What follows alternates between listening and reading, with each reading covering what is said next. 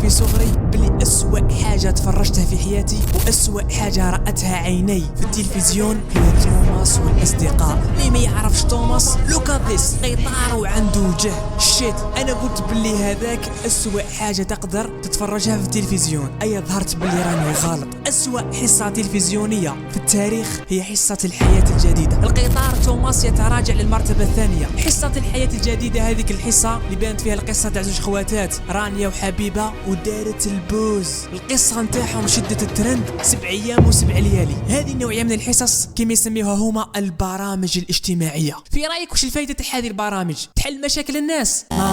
تقدر تستفاد منها وتدي العبرة؟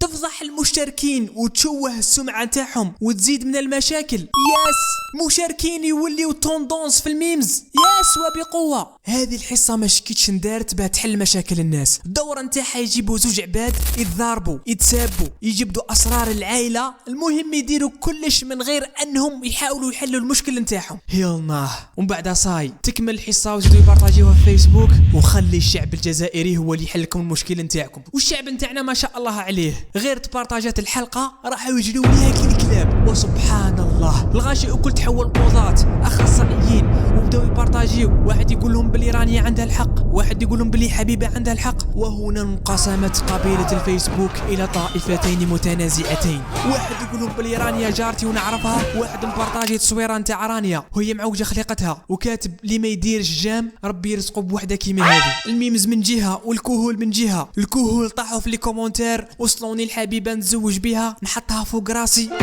تحطها فوق راسك؟ المهم حالة وخلاص. الغاشي أكل هدر على القصة غير أنا وبعض الصالحين نراقبوا في صمت ونحمدوا ربي على نعمة العقل. ونوات أمسين أنا كي شفت الفيسبوك تهول هكذاك قلت يلا بلاك بيراطاوني.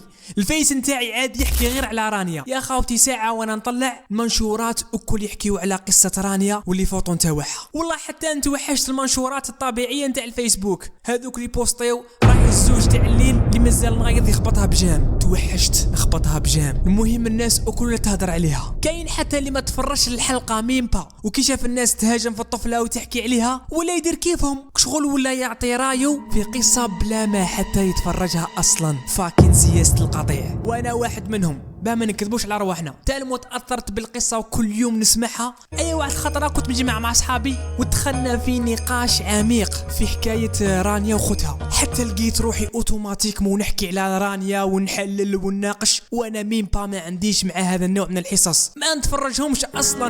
يلا ومن بعد فقت لروحي وش راني ندير؟ هل انتقلت اللعنة إلي؟ ما الذي أفعله بحق الجحيم؟ قال لك برنامج يحل مشاكل الناس ويخرجوا بحياة جديدة. انا حتى لدرك مازال ما فهمتش عليها تبارطاجات الحلقة. ماذا المشكل تاع رانيا وحبيبة ما تحلش؟ باه نتفهموا مليح في هذا الفيديو مانيش باه نعلق على القصة في حد ذاتها. رايح نهضر على الحصة اللي راهي تبارطاجي في هذا الشيت. انا عندي مشكل مع هذه النوعية من الحصص. والله العكس رانيا دخلت بمشكل خرجت بزوج مشاكل. فاكين حصة المسكينة الميمز دار بها ظل. المشكل الناس أكل تهدر عليهم. تروح عند الحفاف تلقاه يهدر عليهم، في القهوة يهدروا عليهم، في البيس يهدروا عليهم. وليت نخمم نحي وذنية ونحطهم في الدار ونخرج. أي في الجامع في المايضة يا عجابة ربي زوج كهول قاعدين يتوضاو ويحكيوا على رانيا. أك تعرف القصارى نتاع الكهول بالبزاق والعياط. يقول له رانيا هذيك شيطانة، والآخر يقول له لا رانيا هي الضحية وحبيبة هي الشيطان. والآخر يقول له بصح زينة حتى وتكون هي الغلطة نوقف معاها.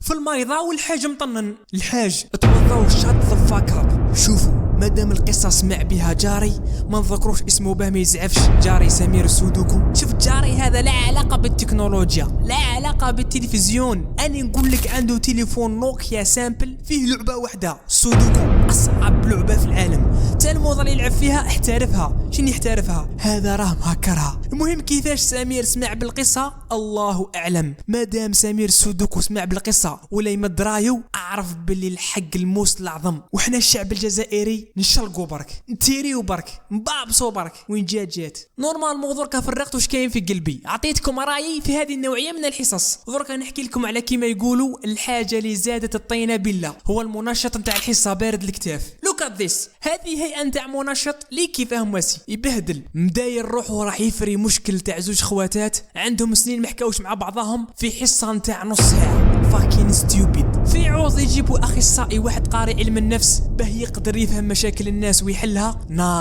هما معتمدين على معيار واحد، يجيبوا اي واحد يعرف يهدر ويلبسوا له كوستيم كحل وبوم، مبروك عليك انت مؤهل لحل مشاكل الناس. اي حتى المخرج واللي قايمين على الحصه هذه خباثه، يجيبوا غير القصص التافهه اللي على بالهم باللي تدير ضجه. شوفوا نبصب لكم بصبع رجلي الكبير باللي كان ما جاتش السوشيال ميديا الفيسبوك والانستغرام ما تنجحش الحصه، خاطركش واحد ما يسمع بيها، واحد ما بقى يتفرج في التلفزيون من غير جدي ربي يحفظه، اللي ما قدرش يواكب التكنولوجيا. اي تالمو يعظم التلفزيون ما يسميهش تلفزيون، يسميه صندوق العجب.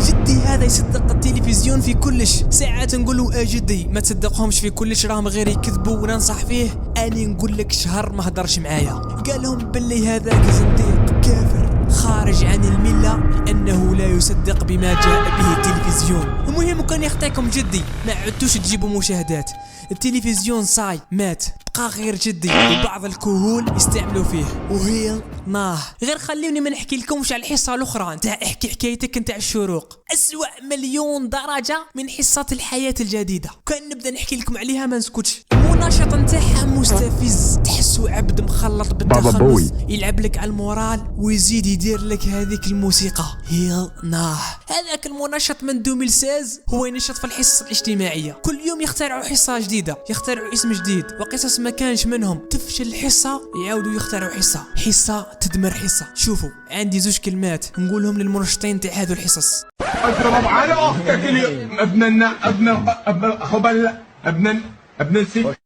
فاكين حصه، فاكين منشط، فاكين قناه، فاكين شعب، فاكين جزائر، والسلام عليكم. وفي الاخر واش حبيت نقول لكم، التلفزيون الجزائري راهو يخرع علينا، بي كيرفول، ونشوفكم في الفيديو الجاي. ليتس جو.